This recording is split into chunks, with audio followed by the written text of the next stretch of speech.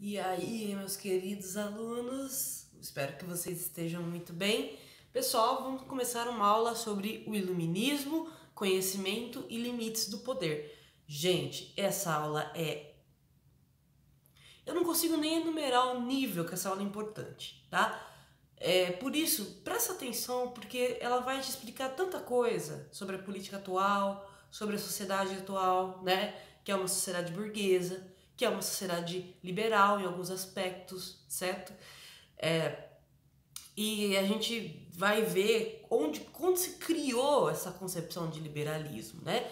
Logo que vocês abrirem a aula, o fundo da aula que eu usei é a arte chamada Paisagem do Entardecer com Dois Homens, tá? Do Frederic CD, que foi assim a fonte que eu peguei, foi feito em 1830, foi um pouco tanto quanto posterior ao período que a gente está estudando, mas retrata esse período do iluminismo, inclusive é considerado uma arte iluminista, né? Então, meus queridos, vamos lá? Primeira coisa que a gente vai ter são duas imagens no slide, paralelas às imagens que vocês vão ter na apostila na página 164. Paralelas porque são imagens que retratam o mesmo período histórico, porém não exatamente as mesmas fotos, tá? As mesmas pinturas. Então, na imagem que eu coloquei no slide tem a Bastilha, mas tem também a parte da construção da Bastilha, que era tipo a planta da Bastilha, né? É engraçado porque a planta da Bastilha parece muito simples. Quando você olha assim por cima, parece um edifício grande, com espaço enorme no meio, né? Algumas celas e as suas torres, né, de controle. Pessoal, torres de controle é muito comum em prisão, tá? Principalmente para poder fazer uma vigilância dentro da cadeia. Como a Bastilha era uma cadeia, ela tem torres enormes aí que chegam a ser até assustadoras na sua imensidão. Por que a Bastilha não existe até hoje? Porque o próprio povo vai arrebentar a Bastilha tijolo por tijolo. Isso vai se chamar Revolução Francesa. Para entender a Revolução Francesa, é necessário entender esse período do liberalismo, beleza?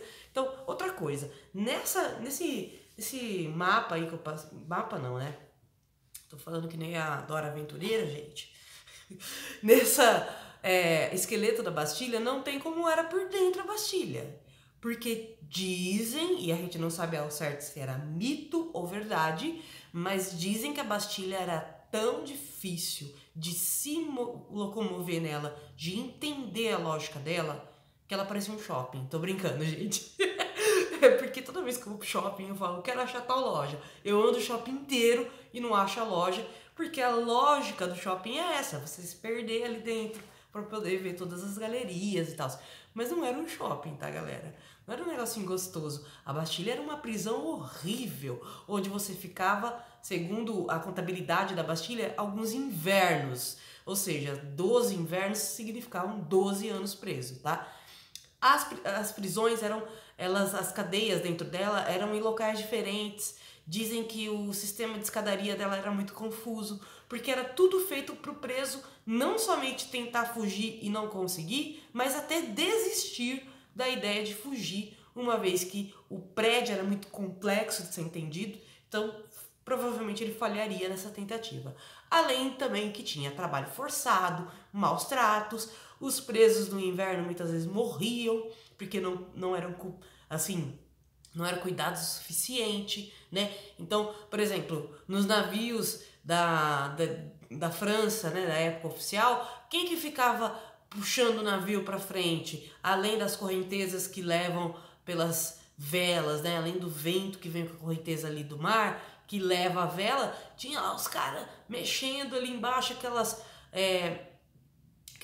apoios de nado, né, que tem nos navios enormes, que eram os presos da Bastilha. Então os presos da Bastilha eram colocados para fazer um monte de serviço pesado, tá, meus queridos? Do lado a gente tem o Voltaire, que é esse cara que foi considerado um grande pensador, até hoje é considerado inclusive um grande pensador. Há quem diga que as ideias dele podem ser questionáveis, mas ninguém conseguiu questionar até então. Então, assim, aliás, os questionamentos em torno das ideias filosóficas dele são tão difíceis de entender muitas vezes quanto as ideias dele. Mas ele foi um pensador que era a favor da liberdade de expressão. Isso mesmo, meus queridos. Essa vontade que você tem de falar besteira, ele defendia. essa vontade que você tem de falar asneira, ele defendia. Ele defendia até se você estivesse falando mal dele, porque ele não estava defendendo o que você dizia, ele estava defendendo você ser livre. Entende? Posso discordar de você, mas eu não sou contra a sua liberdade de expressão, né? Então, ele foi um pensador que abraçou essa ideia, galerinha. Então, obviamente foi punido numa época que a liberdade de expressão era altamente não incentivada pelo Estado, né? Afinal de contas, o rei queria que todo mundo pensasse como ele. Qualquer pensamento que partisse de uma opinião diferente, que pudesse vir a criar uma discussão, acabava que era freado, punido, e o Voltaire chegou a ser preso, tá, galera? Ele foi preso, coitado. Então, o absolutismo e seus excessos, o primeiro slide. O absolutismo era marcado por uma presença constante do Estado em termos de interesse do rei. O rei escolhia desde os fatores maiores da sociedade, como a política, as leis, a economia, né? Ele que escolhia como que ia funcionar esses fatores, certo? Até a maneira de se vestir dos seus súditos, proibindo a cor púrpura a qualquer pessoa que não fosse membro da nobreza na Inglaterra em 1533, por exemplo. Então você não podia usar roxo ou uma cor mais forte que é o púrpura, só membros da alta nobreza podiam usar essa cor. Então o rei, ele ditava até a cor da sua roupa. O rei, ele era uma instância de poder do Estado social, mas também individual. A sua vida pertencia ao rei e não a você, né? Se o rei quisesse decidir te matar, te enforcar, te sacrificar, te prender, ele faria. Então a sua vida não era determinada pelos seus atos, mas pelos atos do rei. Dessa maneira, individualmente falando, era muito opressivo viver numa sociedade assim. Você não tinha liberdade alguma, né? Nem de escolher a sua religião. Lembra da patifaria que rolou na Revolução Gloriosa e na Revolução Puritana lá na Inglaterra? Que justamente os reis ficavam trocando de instituição, né, oficial do Estado. Ora os reis deixavam as pessoas ter suas religiões, ora eles trocavam e falavam, não, agora todo mundo é obrigado a ser católico. E isso custou a cabeça do rei. Isso vai fazer os europeus se sentirem inspirados por essa revolução e perceberem que sim, a população é a maioria e ela sim pode depor o rei caso ela queira. Cada vez mais vai ser defendida essa ideia. Afinal de contas, o rei, a população não depende do rei. É o contrário. É o próprio rei que depende do seu povo. Sem o seu povo ele não seria nada, né? Então, continuando, violações de correspondência também eram comum. Hoje em dia é proibido violar correspondência. Se você pegar a correspondência do seu vizinho e abrir e ele resolver fazer uma queixa contra você na justiça, você pode sofrer graves infrações. Então, de certa maneira, hoje você tem direitos de privacidade que foram conquistados nessa época aí, tá? Que foram reivindicados principalmente nessa época. Alguns foram conquistados um pouco depois, mas a primeira chama, né, que acendeu nessa discussão foi aí durante os séculos 17 e 18, beleza? Então, olha só, a censura, o autoritarismo, o mercantilismo, todos esses fatores passam a ser associados ao absolutismo, que agora era visto como obscurantismo. Por isso que a gente fala iluminismo, porque vai ter toda uma movimentação da sociedade para trazer a razão como o alicerce da sociedade, para trazer a razão científica como a base da sociedade. E tudo que é contra essa razão científica, eles vão considerar obscurantismo, trevas. Então, iluminismo, o movimento em busca da razão científica. O obscurantismo, as trevas, os reis, aí no caso modernos, os reis das nações, aí, os reis nacionais, basicamente, né? Então, o iluminismo, a razão contra as trevas, que é o próximo slide. O método científico vai ser a forma mais eficaz de combater os achismos. Como que os reis controlam todas as populações? Pelo pensamento, tá? Eles não têm o tempo todo disponibilidade para bater na casa lá do seu Zé e falar: e aí, seu Zé, tudo bem? Tá me apoiando ainda? Ah, que bom, hein? Ó, é isso aí, é nóis, hein, cara? Tamo junto. Isso aí, sabe? Não. Na verdade, os reis, eles eram pessoas que controlavam tanto em pensamento quanto pela base da força. Quando o pensamento não era suficiente, eles usavam a força, que era prender as pessoas, mandar o exército ir para cima das pessoas, entre outras coisas. Então o rei, quando ele não estava controlando pelo pensamento, ele estava controlando pelo exército. E uma das coisas que o rei vai estabelecer como controle de pensamento vai ser a ideia de que a sociedade é uma ordenação divina, como lá na Idade Média, né? Ele vai falar que ele é rei porque Deus escolheu ele como rei e que as pessoas têm que obedecer às suas ordens para obedecer a Deus. Dessa maneira ele vai personificar Deus politicamente falando, tá? Isso é um problema. Por quê? Eu posso ser contra uma pessoa que está no poder sem ser contra Deus, né? Só que quando você comete um crime contra o rei, era visto como um crime contra Deus, porque o cara se considerava um deus da terra, né? Uma representação mais próxima de Deus da terra. Então tinha essa coisa da religião. Olha, esse cara não é contra mim não, ele é contra a igreja, ele é contra os nossos valores católicos. Parece uma coisa que acontece até hoje? Fica aí o questionamento.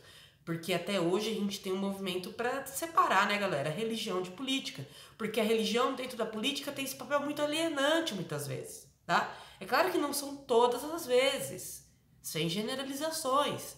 Mas nesses casos, como eu estou mencionando aqui, era para alienar a população. Então a população ficava com ódio porque ela sentia que aquela pessoa que se revoltou contra o rei era contra ela. Porque era contra os valores cristãos dela. E na verdade não. O rei estava usando isso para fazer aquela população se revoltar contra si mesma. O próprio povo se matando ali entre si e o rei com as mãos limpas dentro do palácio dele, curtindo as festas dele com a sua aristocracia. Entende? Então criar conflitos entre a própria população foi uma maneira de controle desse rei. Beleza? Então a evolução das ciências humanas e a experiência da Revolução Inglesa do século 17 e 18 vai ser a seguinte. Quem é de humanas como eu, a gente sabe que tem 3 fases da história das ciências humanas, galerinha. A primeira fase era uma época que a história da sociedade era muito confundida com a história da religião daquela sociedade. Então você contava a história da sociedade baseada nos mitos. Qual vai ser o movimento que vai surgir, que é o segundo movimento da história para nós da história, né, dos 3 que eu falo, dos 3 não, 4, né? São 4 grandes escolas da história, que é essa história antiga, a história positivista, que é moderna, a história marxista, que é o materialismo histórico, que você estuda o conflito das classes sociais, né, para entender a história da humanidade, os meios de produção, e por último a nova história, que é a ideia de tudo tem história, tudo mesmo, qualquer coisinha que você quiser tirar a história você consegue, né? Então, a gente está ali no segundo movimento da história, que é o positivismo. Ele tinha seus defeitos. Quais eram? Eles acreditavam que a história da humanidade era evolutiva. Muitos historiadores depois vão refutar isso e falar, não, querido, não é evolutiva não. Cada sociedade tem uma história particular, né? Porque se eu falo que a história é evolutiva, sociedades que não tinham indústria então eram menos evoluídas, né? Na concepção dos positivistas. E não é assim. Não é porque é uma sociedade indígena que não é evoluída, que não tem uma tecnologia incrível, inclusive, e várias formas de conhecimento, e uma cultura. Então é uma sociedade também. Então esse era o defeito do positivismo. Mas o positivismo teve um lado bom, que foi o seguinte, ele virou e falou assim, ó, seguinte, parou essa patifaria de falar que a origem da humanidade foi uma origem bíblica. A partir de agora, a gente vai falar que é a origem da humanidade baseada nos fatos científicos e sociais. Ou seja, eu não vou escrever a história da humanidade baseada na minha visão religiosa. Eu vou escrever a história da humanidade baseada no que aconteceu. Isso vai fazer uma ruptura muito grande. E a partir de agora a história vai deixar de ser essa coisa meio religião, né? E vai virar uma ciência. Pra gente da história isso é muito importante. Mas não só a história voltou a ser uma ciência. A filosofia, que é a mãe de todas as ciências, vai voltar a ter o seu teor científico. Uma vez que ela era só uma filosofia voltada para a religião nessa época, né? Então eles vão falar, não, peraí. A partir de agora a filosofia vai criar um método científico, né? Vou dar um exemplo básico do método científico de humanas. Às vezes, galerinha, você acha que uma ideia é sua, mas não é. Porque é uma ideia que você ouviu alguém falar e você concordou. E só porque você concordou não quer dizer que é verdade, né? Ou só porque o fulano te falou que você confia, não quer dizer que o fulano está se baseando em fontes confiáveis. A pessoa pode ser de confiança, mas muitas vezes a fonte da informação que ela deu não é. Então, a gente chama isso de achismo. Quando a pessoa acha uma coisa, mas não tem certeza, né? Então, a partir de agora, a filosofia vai se preocupar em fazer um método científico. Então, em vez de eu adquirir uma ideia sobre as coisas a partir da minha crença, né? De falar, não, isso realmente é verdade, a partir de agora não. Todas as coisas que eu penso, eu vou pesquisar. de onde que veio essa ideia, como ela se consolidou, em que época histórica ela foi inventada, que nem a gente está fazendo agora, né? A partir de agora, é importante os critérios científicos de análise. Então, para ciências de exatas, por exemplo, eu não vou simplesmente falar que um fenômeno da natureza tem a ver com a ação de Deus, tá? Eu posso acreditar nisso? Posso, mas eu não posso chamar isso de ciência e nem de filosofia a partir de agora. Então, eu vou chamar de filosofia da ciência ou ciência, né? Tudo que eu testo, estudo, experimento e observo. Faço experimento científico no meu laboratório pessoal, na minha casa ou fora da minha casa, que seja. É muita observação, experimentação para se tirar uma ideia e não simplesmente falar, ah não, as coisas são assim, as estações são assim, porque a Terra, né, é controlada por deuses que vão dando períodos aí para a natureza se regenerar. Não. Aí a gente vai ver que vai ter momentos que a Terra, em determinados locais, vai estar mais afastada do Sol. Isso vai gerar uma inclinação para o inverno. Outros momentos, partes da Terra vão se aproximar mais do Sol, então vai ser verão. A gente vai perceber que o Polo Norte e o Polo Sul, apesar de estarem no mesmo espaço geográfico que a Terra, tem sim suas diferenças. Então, a partir de agora, a ciência vai se voltar para o conhecimento. Porque pros iluministas, para sair daquela era de ignorância completa que os reis, né, causaram, eles precisavam reinventar o conhecimento científico e eles precisavam popularizar esse conhecimento. Esse é o fator mais importante. Eles não faziam isso para falar, olha, eu sou o cara mais CDF da época do Renascimento e do Iluminismo. Não. A partir de agora eles vão falar assim, eu descobri uma coisa, eu tenho que dar um jeito de divulgar. Eu tenho que dar um jeito de passar isso para os outros. Eu tenho que dar um jeito de fazer pessoas descobrirem essa coisa incrível que é esse conhecimento. Então o liberalismo político surge aí como essa forma de superação da sociedade do rei. Sobretudo também haviam grupos populares envolvidos nessa questão. Cada vez mais se discutia um modelo social político. A sociedade não pode ser baseada numa paixão pelo rei. Ela tem que ser baseada na razão. Isso é liberalismo, tá? A gente não pode fazer uma sociedade política voltada a paixonites, senão a gente não raciocina. Então vamos pôr a cabeça para pensar, como os gregos faziam na antiguidade, né? Eles pensavam sobre como devia ser a sociedade, eles pensavam como eles deviam fazer estratégias de guerra, de dominação, que seja. Eles viviam racionalizando a cultura deles. A cultura helênica é a cultura da razão, do conhecimento como o principal fator da humanidade que o diferencia das outras espécies. Então, para a gente realmente evoluir socialmente, precisa evoluir o pensamento científico, beleza? Então, a valorização do ser humano como um ser pensante e não simplesmente como um súdito do rei. Ninguém é melhor que ninguém numa sociedade. A gente tem a mesma característica e capacidade de entender as coisas.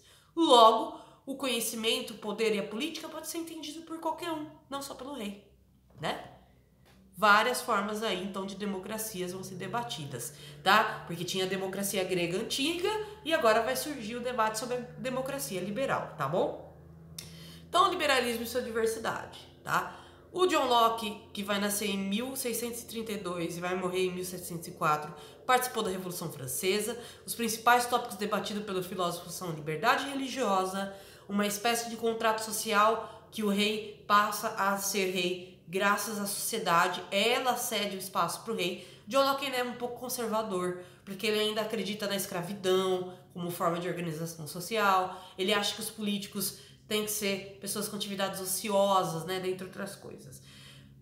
Liberdade religiosa são bandeiras que ele vai defender, por ele ter visto, né, a Revolução Inglesa. Liberdade política, garantia da vida, liberdade e dos bens materiais. Então eu tinha que garantir a propriedade privada, assim como eu também tinha que garantir o direito à vida e à dignidade.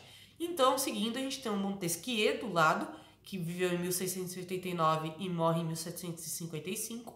Também teve acesso às discussões políticas na Inglaterra do século XVIII, sobretudo é o filósofo que defende a instância dos três poderes. O executivo vai ser uma espécie de presidente. O legislativo vão ser tipo os senadores, ou o parlamento, que nem no caso da Inglaterra. O que os senadores fazem? Criam projetos de leis baseados em demandas sociais. Leis que vão fazer coisas da sociedade serem executadas. Então, se eu tiver uma lei que fala que a saúde tem que ser garantida a todos, né, o executivo tem que ficar sancionando várias ações para essa saúde de fato ser garantida. Quem vai pressionar ele? O Senado. Então, aqui nos três poderes não é a aristocracia e os reis que estavam sempre unidos falando a mesma língua. Não. O executivo pode às vezes discordar do legislativo, mas vence a maioria, tá? Então, se uma ideia do executivo, que é o presidente, coincide com a ideia do Senado, ele consegue sancionar isso, ele consegue pôr para frente. Se o Senado vê que essa ideia do presidente é meio ruim, eles vão impedir esse presidente e revogar a sua decisão. Então, equilibra um pouco mais as forças, mas para equilibrar mais ainda, tem o judiciário, que é o terceiro poder. O judiciário são juízes, especialistas em leis, que vão analisar as leis criadas no Senado, no parlamento, para ver se elas são legítimas de fato, se é possível. Gente, porque é muito importante, as leis têm que ser executáveis. Não dá para eu criar uma lei mirabolante o suficiente para não saber o que fazer com ela. Vou dar um exemplo, tem uma lei municipal que proíbe os fogos. Até que ponto essa lei ela é executável? Por quê? Como que eu vou provar para alguém? Como que eu vou provar que o meu vizinho soltou fogos? Como que eu vou adivinhar? Como que eu vou filmar? Como que eu vou gerar provas? Então, o judiciário é justamente esse setor que fica responsável por criar leis que são possíveis de serem praticadas. E também investigar casos de corrupção. Então, o judiciário no Brasil é o STF, que é o Supremo Tribunal Federal, né? O Supremo Tribunal Federal, ele é responsável por investigar casos de corrupção, tanto no executivo quanto no legislativo, que são os senadores ou, no caso, o parlamento, né? Então, assim, são três poderes para equilibrar as forças, para não ter corrupção, para não ter também concentração de poder. E aí a gente tem o Jean-Jacques Rousseau, que viveu em 1712 e vai morrer em 1778, criador do conceito do contrato social. A população elege o político na concepção dele e isso deve satisfazer a população. Se o político não satisfazer a população, ela pode tirar o político. Então o Rousseau era mais radical. Ele falava, não basta ter só três poderes e um contrato entre o político e a população. Tem que ter um contrato social de verdade, onde a população pode inclusive se manifestar contra esse rei, esse poder, aí no caso, ou presidente, e tirar ele do poder caso ele faça muita asneira, para não falar besteira. Então, assim, aqui o Rousseau está dizendo que a revolta social, a manifestação social é legítima em caso de exploração extrema, né? Então, ele está legitimando as manifestações sociais numa época que era proibido, né? Ele está falando, não, ninguém se manifesta por nada. As pessoas estão se manifestando por causas justas. Logo, quem tem que ser reprimido não é o povo, é o rei. Ele que tem que sair do poder. E não a população que tem que simplesmente deixar de existir porque o rei tá desgostoso com as reivindicações e críticas sociais. Se você for entrar pra política, já entra com aquele sangue de barata, pois você vai ser criticado. Achar que entrar na política não ser criticado é ser ingênuo ou tirano, porque o tirano tem essa coisa de querer punir todo mundo que critica ele, né? Ou ingênuo, de achar que, nossa, só porque eu tô no poder todo mundo vai gostar de mim. E não é assim que funciona, né? E aí vai ter o Voltaire, que eu já expliquei pra vocês, que era o cara que defendia a liberdade de expressão, né? E ele foi o criador do que a gente chama de despotismo esclarecido. Os reis esclarecidos seriam os reis liberais, galera. Reis que vão ter parlamentos, como no caso da Inglaterra, e que vão respeitar os três poderes em vez de serem absolutistas, concentrar o poder na mão deles, beleza? Pessoalzinho, espero que vocês estejam bem, tá? Até a próxima e façam as atividades propostas pela aula. Um beijo!